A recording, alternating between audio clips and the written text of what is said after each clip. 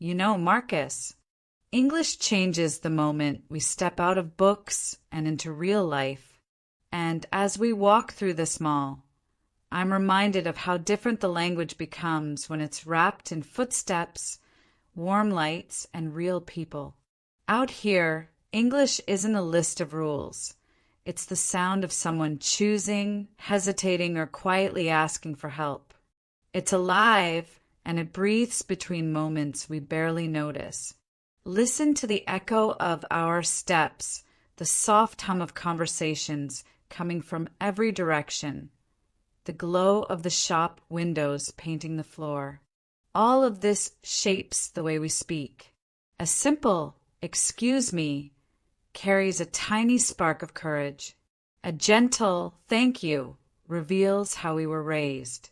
Even a shy "can I try this on" says something intimate about how comfortable we are in another language. Small dialogues in stores may look insignificant, but they show who we are more honestly than rehearsed sentences ever could. The way we ask about a size, the way we compare prices, the way we react when someone approaches us, these moments are tiny windows into our English and into ourselves. That's why I always say this. The corridors of a shopping mall teach you more about your English than an entire lesson ever will. And today, we're going to walk through them together. This place is bigger than I remember. I always get a bit nervous speaking English in stores. I don't know why.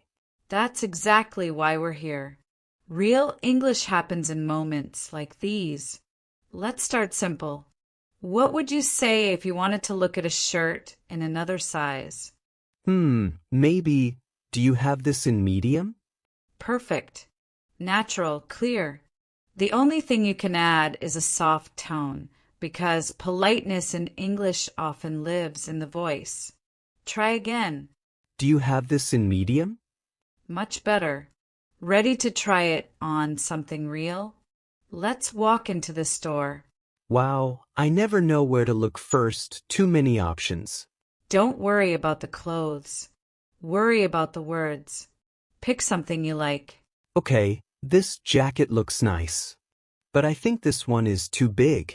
Then that's your cue. Go on. Excuse me, do you have this in medium? Good. Did you hear how she answered? Yes, she said they do. She's going to check the back. Exactly. "I'll check in the back" is something you'll hear all the time. It simply means they're going to look in the storage room. Sometimes I feel like I'm bothering people when I ask questions. In English, asking is not bothering. It's normal, expected even. If you don't ask, you don't get what you need. Now, what if you wanted to know the price of something? How much is this one? Yes, but keep the rhythm soft. English loves gentle curiosity. How much is this one? Lovely. Let's try with these shoes. Excuse me, how much is this one? See? That sounded natural. She said it's on sale. Sales are always good teachers. They force you to ask questions. Now try this. Ask if they have other colors. Should I say, do you have any others in the back? Yes, if you want to know specifically about stock. But if you want to know about colors, you can say, "Do you have this in any other color?" Oh, that's easier. Do you have this in any other color? Perfect. Let's try it. Excuse me, do you have this in any other color? Look at that smile.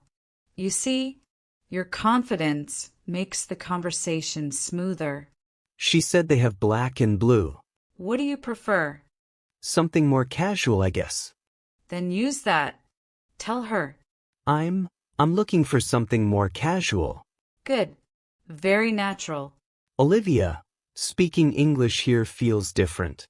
I don't think about grammar.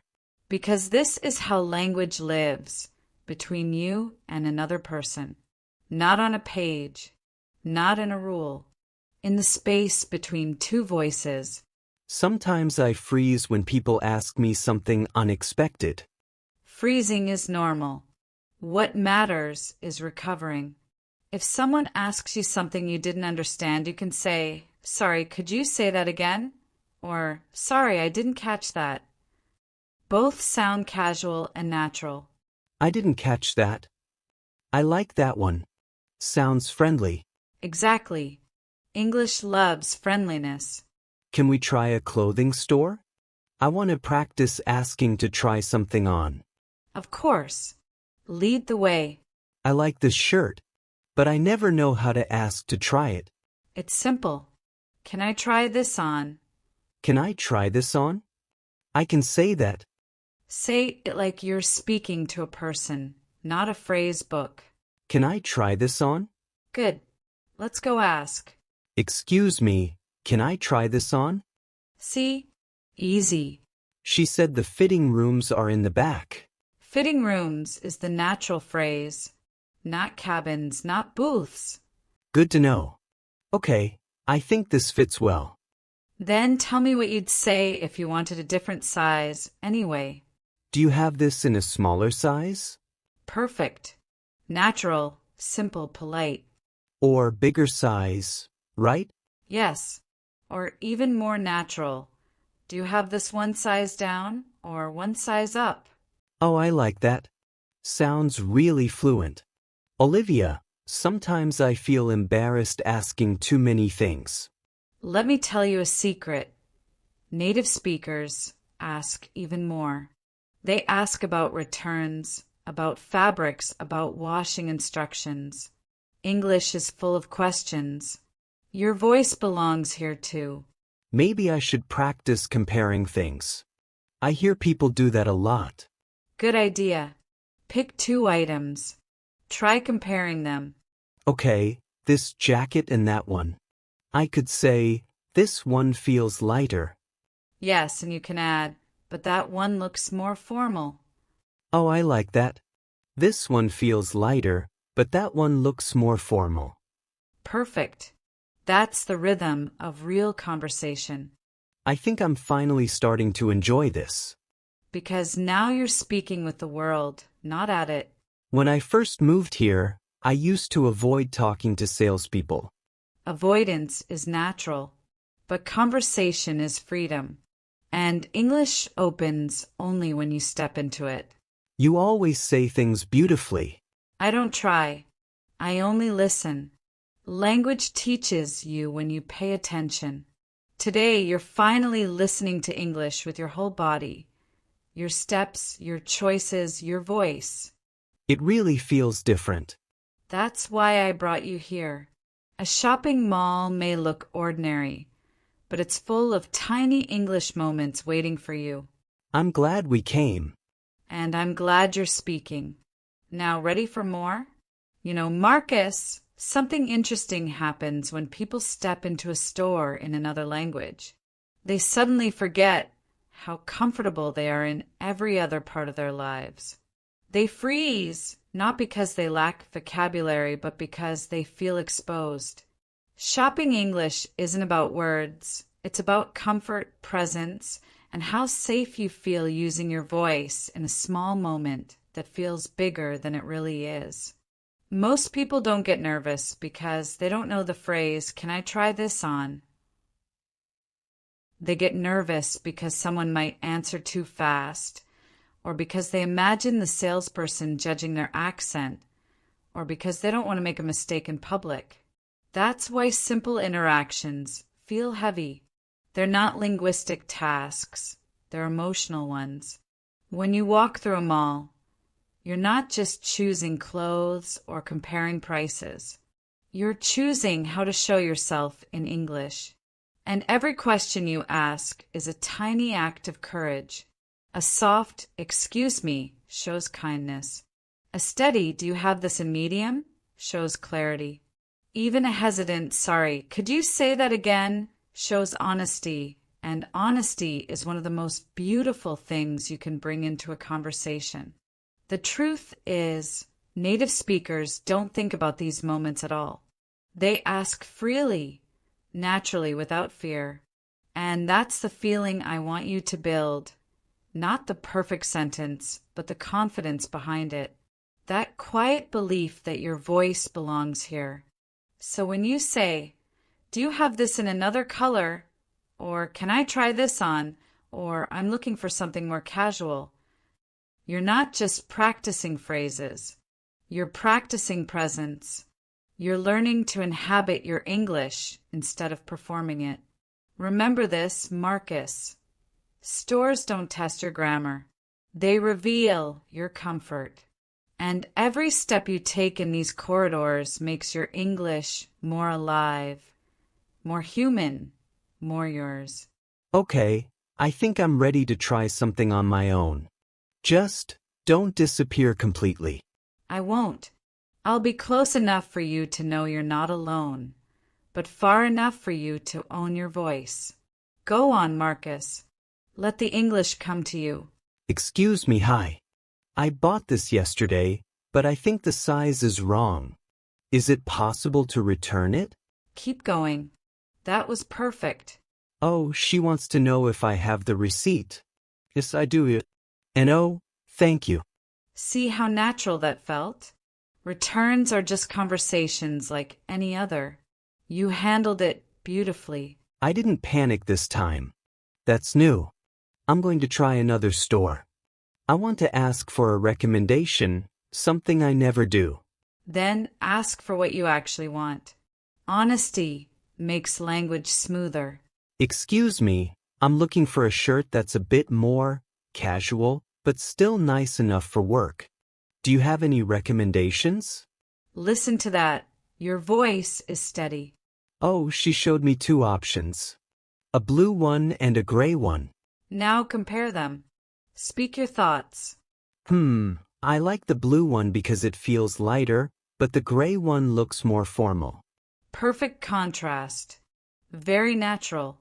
She says the gray one is more popular. Should I trust her? Ask one more question. Something simple. Is this fabric easy to wash? There you go. Straightforward and practical. Olivia, I think I'm actually enjoying this. Because you're speaking from presence, not fear. I want to try small talk now. Something light. Then keep it human. One sentence, nothing forced. Okay. Oh, the mall is really busy today, isn't it? Lovely. Casual. She smiled and said it's always like this on weekends. That felt really normal. Normal is where fluency grows. I want to ask about shoes. Something like comfortable ones for walking. Then say that. English loves direct honesty. Excuse me, I'm looking for something comfortable for walking. Do you have any suggestions?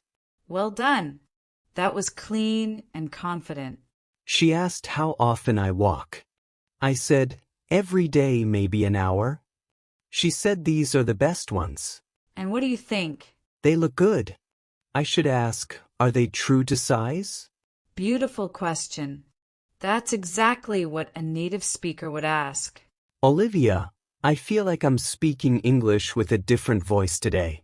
That voice was always yours. You just never let it breathe. I'm going to check another shop alone, okay? Go on. I'm here. Just let the English flow through the moment. Hi, do you have this in medium? Oh, only large? Do you have any others in the back? Great, thank you. That rhythm. Marcus, that's real conversation. She went to look. I didn't overthink it. Because you're finally trusting yourself. She brought a medium. I'm going to ask if I can try it. Can I try this on? Thank you. Soft, warm tone. Perfectly polite. Fits, actually. I'm going to ask one more thing. Is this the only color you have? Excellent. Very natural. I think I'm going to buy it. Then do it with confidence. Even paying is part of the conversation. I think I survived. More than survived, you spoke with presence. I didn't freeze. I didn't feel embarrassed. I just talked. Because at some point you realize the truth. Stores aren't tests. They're just rooms full of people trying their best to help. And I realized something else. English doesn't happen in textbooks. It happens when you're choosing something or returning something or asking a simple question. That's the heart of it. Real English grows between small decisions, between your voice and theirs. Olivia, thank you really. Don't thank me. Thank yourself for stepping into the moment. Well, Now we keep walking. There's always more English waiting between one store and the next. You know, Marcus, as we walk out of this mall, I'm reminded of something simple and beautiful. Shopping talk isn't really about stores, clothes, or prices. It's about being human. It's about choosing, asking, thinking, hesitating, changing your mind. All those small moments where language reveals the quiet shape of who we are. Every "excuse me," every "can I try this on," every "do you have this in another color" is more than a phrase. It's a gesture, a little bridge between you and someone else. And that's where English truly lives, not in rules, but in people. Not in perfection, but in presence. So if you're watching this, I want you to remember, your English grows every time you speak it, even in tiny, ordinary moments like these. Walk into a store, ask a question, smile, listen. Let the world teach you. And if this conversation helped you feel closer to your English, stay with us. Subscribe, leave your like, and join our next walk, our next story, our next moment of real-life English. There's another video waiting for you right now on the screen. I'll meet you there.